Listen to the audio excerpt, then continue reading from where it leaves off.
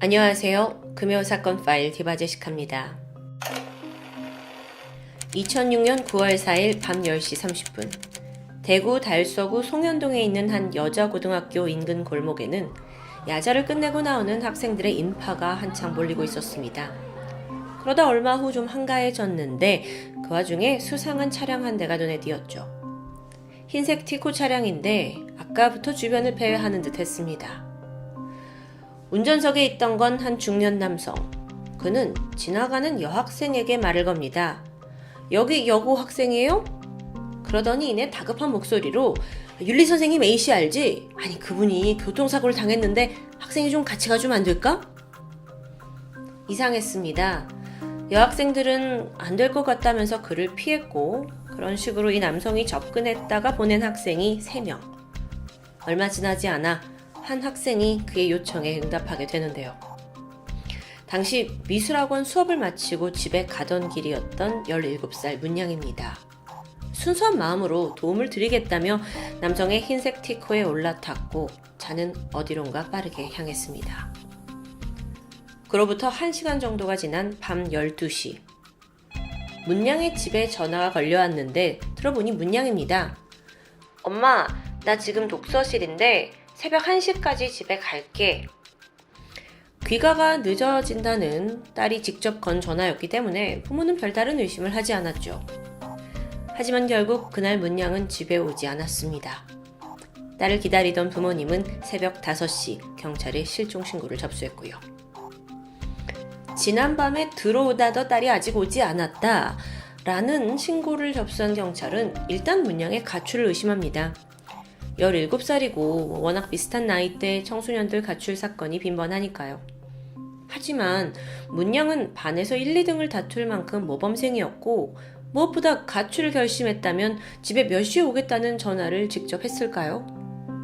부모님은 단호하게 가출은 말도 안 된다고 주장했고 그제서야 경찰은 납치의 무게를 두고 수사를 시작합니다. CCTV 추적을 해야겠죠? 우선 마지막으로 전화를 걸어온 곳의 발신지, 그곳이 중요할 텐데 추적해보니까 대구 달서구 대천동의 어느 공중전화 부스입니다. 문양의 학교에서 차로 몇 분 떨어진 곳이에요. 근데 그곳에서 전화를 걸었고 이후로는 흔적을 찾을 수 없었죠. 답답한 상황입니다. 그런데 실종 4일이 지난 9월 8일 문양의 집으로 전화가 걸려왔습니다. 돈 준비하세요. 남성의 목소리예요. 자, 이후에 이렇게 돈을 요구하는 전화는 5일 내내 13일까지 계속해서 걸려왔습니다. 납치 사건인 게 이제 확실한 거죠. 아니 근데 이상해요. 보통의 협박 전화라면 구체적인 금액이나 접선할 장소를 말해줘야 되는 게 보통인데 이 남자는 그저 돈을 준비하라는 말만 되풀이합니다. 이게 보니까 진짜 돈을 받겠다는 강한 의지는 보이지 않는 거예요. 한편 경찰은 전화의 발신지를 추적하는 게 당연하겠죠. 근데 이게 또 이상합니다. 전화가 각각 서울역, 부산 서구청, 다 여러 군데에서 걸려온 거예요. 공중전화였고요. 근데 그러고 보니까 걸려오는 전화 속 목소리도 제각각이었습니다. 범인이 수사에 혼선을 주려고 아주 치밀하게 움직였고 여기엔 최소 1명 이상이 개입한 것으로 보이죠. 그러던 중 이번에는 또 다른 새로운 남성이 문양 부모에게 전화를 걸어왔습니다. 그가 말하길 자신이 청소부인데 이상한 쪽지를 주었다는 거예요. 거기에 이 집 전화번호와 함께 메시지가 남아 있었다는 건데 내용을 보면 아빠 도와주세요. 여기가 완월동이라고 하네요. 완월동. 지도를 찾아보면 이곳은 경상남도 창원에 위치한 실제 지명입니다. 하지만 사실 숨겨진 또 다른 의미가 있죠. 공식적인 행정구역은 아니지만 부산에도 일명 완월동이라고 불리는 지역이 있습니다. 여기는 부산 서구 충무동과 초창동 일대의 한 구역인데 이곳이 대표적인 성매매 집결지, 즉 홍등가라는 것이었죠. 경찰이 해석을 했을 때 쪽지 속에서 말하는 그 완월동은 실제 지명이 아닌 부산 홍등가를 가리키는 것으로 보는 게 맞을 듯 했습니다. 자, 그렇다면 현재 대구에서 납치된 17살 소녀가 부산 성매매 지역으로 갔다는 건데요. 경찰은 수사를 부산 지역으로 확대해야 되나 싶었죠. 아니 근데 그럼 공중전화는 왜 서울에서 걸려온 걸까요? 이거 수사가 너무도 혼란스러웠습니다. 그러던 중 실종 8일째인 9월 13일 이번에도 범인의 협박 전화가 걸려옵니다. 경찰이 빠르게 발신지를 추적했더니 여긴 부산의 한 구청 민원실 공중전화 부스였어요. 다행히 거기에 CCTV가 있었던 거죠. 그래서 경찰이 녹화 영상을 살펴보는데 한 중년 남성이 포착됩니다. 이놈이에요. 신원을 파악했고 휴대폰 위치 추적을 해서 행적을 쫓았습니다. 그리고 얼마 후 부산이 아닌 대구시 달서구 시외버스 터미널 근처에서 남성을 검거하는데 성공합니다. 붙잡힌 사람은 당시 50세였던 김수길, 중고차 판매원이었는데 범행을 극구 부인합니다. 체포되고 나서도 자신은 문양 사건은 전혀 알지 못한다고 누가 시켜서 한 거라고 그냥 발뺌하고요. 근데 사실 여러분, 경찰은 이미 김수길이 범인이라고 거의 확신하고 있던 때예요. 합리적인 의심을 할 만한 부분들이 충분히 있었거든요. 끈질긴 추궁 끝에 결국 김수길은 범행 일체를 자백합니다. 그래서 문양이 어디 있냐? 라는 질문에는 경찰 모두가 깊은 탄식을 하고 말았죠. 그가 털어놓은 사건의 전말을 볼까요? 사건 당일 김수길은 동거녀와 싸움이 있었고 술을 마신 후 홧김에 집을 나온 상태였습니다. 그러던 중 갑자기 성욕이 들끓기 시작하는 거예요. 그래서 이걸 해소하고 싶다는 욕구에 사로잡힌 채 송현동 한 여자 고등학교 인근에 도착합니다. 그는 이 여학생들을 쉽게 유인하기 위한 방법을 모색해요. 그리고 학교 선생님 이름을 이용했던 거예요. 어떻게 했냐면 학부모인 척 학교에 전화를 걸어서 윤리 선생님의 이름을 알아냈고 자기가 마치 지인인 양 그 선생님 이름을 대면서 사고가 났으니 가달라, 함께 가달라 라는 말로 학생들을 유인합니다. 이때 다른 아이들은 피했지만 문양만큼은 돕고자 하는 마음에 김수길의 덫에 걸려들고 만 거죠. 아이를 차에 태운 후 김수길은 달서구 인근에 있는 옛 비상 활주로로 이동했습니다. 그곳은 당시 공단 개발을 핑계로 좀 방치가 되고 있던 곳이에요.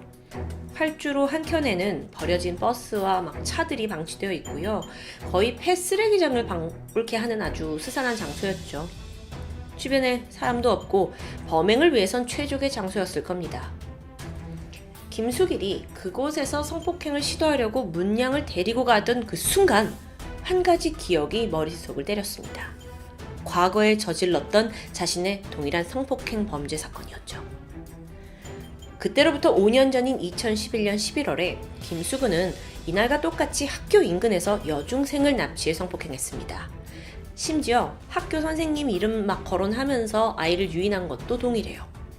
이 범죄로 붙잡혀서 교도소에서 3년을 복역하고 출소를 했는데 앞서 경찰이 이 사람이 범인인 걸 거의 확신했다고 했죠. 그 이유가 바로 유사한 전과 때문입니다. 한편 사건 당시의 김수길은 이번에는 같은 실수를 반복하지 않겠다고 다짐했어요.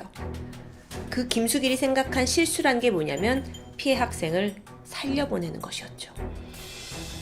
그날 범인은 문양을 데리고 가장 먼저 간 곳은 먼저 공중전화 부스였다고 합니다. 위협을 하면서 직접 집에 전화를 걸도록 지시했죠. 당시 문양은 그럼 제가 전화만 걸면 저 살려주시는 거죠? 하면서 울며 애원했다고 하는데요. 이후 그는 달성군 가창면 백년사 부근의 야산으로 아이를 끌고 갑니다. 그곳에서 범행을 저질렀고 이후 손으로 목을 졸라 문양을 살해합니다. 숨이 끊어진 걸 확인하자 시신 위에 나뭇가지를 대충 얹어서 은닉하고는 집으로 귀가했습니다. 아무 일 없다는 듯이요. 그런데 다음날 오전 9시 김수길은 다시 산으로 갔습니다. 그리고 시신의 음부를 훼손한 후 안매장했고요. 자, 이 부분에 대해서 김수길은 부패 속도를 빠르게 하기 위해서 시신을 훼손했다고 하지만 범죄 전문가들은 어디까지나 이게 범인의 증언이기 때문에 그의 말을 전적으로 믿을 수는 없다고 지적합니다. 피해자의 신체를 훼손한 게 정말 살인 뒤에 일어난 건지 아니면 그 전에 이런 끔찍하고도 엽기적인 행동을 먼저 한 건진 알 수 없었죠. 굳이 주요 부위만 훼손한 것은 부패를 위해서라기보단 또 다른 성적 의도가 있었음을 의심해 볼 수 있습니다. 자, 이후에 범인은 사건을 단순 납치로 위장해야 했어요. 그리고 또 시신이 발견되는 걸 최대한 늦춰야 했고요. 그리고선 엄청난 계획을 세우는데 전국 각지에 있는 노숙자들을 섭외하는 겁니다. 그들에게 문양의 집에다가 전화를 해서 돈을 요구하는 협박 전화를 해라 라고 시켜요. 그 청소부가 주었다는 쪽지, 그것도 역시 그가 조작한 겁니다. 그러니까 문양이 살인을 당한 게 아니라 인신매매로 어딘가 팔려갔다 라고 분위기를 몰기 위해서였어요. 그래서 실제로 이것 때문에 경찰 수사에 혼선이 빚어졌죠. 경찰은 협박 전화를 근거로 문양 이 사건 자체가 금품을 노린 납치라고 봤고요. 그러다 보니 성범죄 전과자인 김수기를 미처 용의선상에 올리지 못했던 겁니다. 이 사건이 알려지고 나서 경찰은 수사에 미흡함이 있었다는 그 지적을 피하지 못했습니다. 심지어 사건 당일에 문양을 차에 태우기 전에 김수길이 그 주변을 배회했잖아요. 이 사람을 목격한 사람이 여럿 있었어요. 그럼에도 이걸 놓쳤던 거죠. 명백하게 초동 수사의 실패라고도 볼 수 있습니다. 9월 18일 아침 10시 20분 김수길의 현장 검증이 진행되었습니다. 그날 수많은 사람들이 혀를 차면서 이 현장에 모여들었는데 김수길은 다소 태연하게 검증을 진행했다고 해요. 그러던 중 갑자기 경찰한테 막걸리를 좀 달라고 요구합니다. 그래서 막걸리를 갖다 주니까 범행 현장 곳곳에 그것을 뿌리기 시작하더니 아저씨가 잘못했다 하고 막 울부짖어요. 저는 이 모습을 상상하면 왜 더 욕이 나올까요? 뭔가 이 수많은 인파들 속에서 내가 반성하고 있다는 걸 보여주기 위한 쇼처럼 느껴지는 건 저뿐일까요? 실제로도 대성통곡을 하긴 했지만 정작 눈물은 한 방울도 흘리지 않았다고 합니다. 그런데 좀 더 조사해보니까 김수길의 전과가 한두 개가 아닙니다. 그의 최초 범죄는 미성년자였던 16살 때 벌어졌어요. 강도 미수죄로 소년원에 복역을 했고요. 추후 1984년에 성폭행 혐의로 복역했던 전과도 있고요. 여기에 지난 2001년 여중생 성폭행 사건까지 포함해보면 도합 한 20년가량의 수감 생활을 했던 아주 악질 전과자임을 알 수 있습니다. 그런 그가 또다시 나와서 성범죄를 일으켰고 이번엔 살인에 사체 유기까지. 그는 분명 본능에만 충실한 인면수심의 범죄자입니다. 당시 검찰은 김수길에게 사형을 내려야 한다고 주장했어요. 절대 다시는 이 사회에 나오지 않아야 할 사람이라는 거죠. 하지만 김수길은 자신이 당시 술을 마셨다는 이유로 재판 내내 심신미약을 주장합니다. 형을 줄여보려는 거겠죠. 결론적으로 판결은 무기징역이었습니다.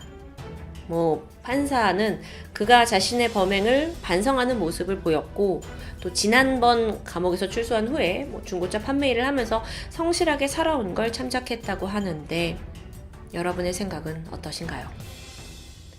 좀 더 근본적인 이야기를 해보고자 합니다. 과거 2001년에 김수길이 여중생을 성폭행한 사건에서 그는 3년을 선고받았습니다. 이거 짚고 넘어가야 하지 않을까요?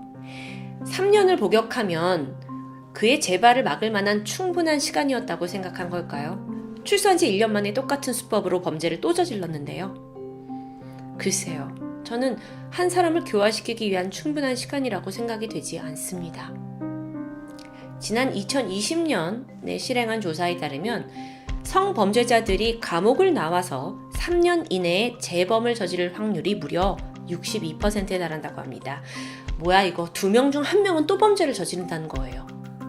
범인 김수기를 포함해서 김근식, 수원 발바릭 박병화까지 재범을 저지른 성범자들을 통해서도 사실 이건 다 증명된 부분입니다. 전자발찌 있죠. 하지만 이에 대한 실효성이 정말 있냐? 많은 논란이 있고요. 많은 범죄자들이 재범을 계속 저지르는 이 상황, 우린 어떻게 대처해야 할까요? 물론 그래서 나온 방안 중 하나가 화학적 거세입니다. 실제로 약물 치료를 했을 경우 성범죄의 재범 위험성이 92%나 감소한다는 결과가 있어요. 그럼 이 방법을 좀 더 확장시켜 보면 되지 않나 싶지만 안타깝게도 아직까지 국내 검찰과 법원은 이 제도를 활용하는데 소극적인 태도입니다. 왜냐면 우선 이 화학적 거세를 검찰이 청구하기 위해서는 준비해야 될 게 너무 많아요. 그리고 또 청구 기준도 까다롭고요. 이 범죄자가 성도착증이란 진단이 있어야 하죠. 그러려면 의료 전문가를 통해서 정신감정 받아야 하죠. 그러면 사건 처리에도 시간이 오래 걸리죠. 또 법원도 뭐 인권 침해 아니냐라는 논란을 의식할 수밖에 없어서 화학적 거세 판결을 주는 걸 주저하는 추세인데요. 그러는 사이 성범죄자들은 더욱더 우리 사회에서 악랄해지고 있습니다. 김수길은 무기징역이 확정되었지만 동시에 그건 감형의 가능성을 가진다는 걸 의미하는 거 아시죠? 한 20년 지나면 가석방으로 나올 수도 있다는 건데요. 정말 이제는 성범죄자에 대한 좀 더 근본적이고 확실한 처벌이 절실한 타이밍입니다. 지금까지 금요사건 파일 디바제시카였습니다.